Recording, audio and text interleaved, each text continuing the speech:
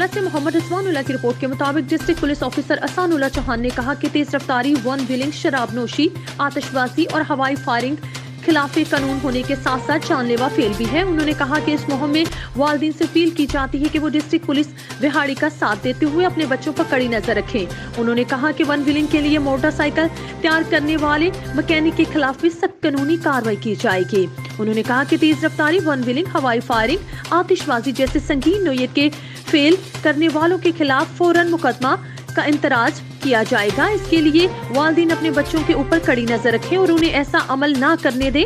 DSP Burewala Shamsuddin ने कहा कि साल 9 के मौके पर जिला भर में पुलिस ने हवाई फायरिंग और वन व्हीलिंग करने वालों के खिलाफ सख्त कार्रवाई का ऐलान किया है।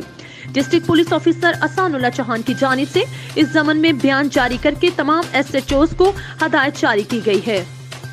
SHO थाना सदर नेक मोहम्मद ने भी एक बयान में कहा कि साल 9 के पुरमसरत मौके पर हवाई फायरिंग, वन व्हीलिंग, शराब पीकर गुल गबाड़ करने से इज्तनाब करें।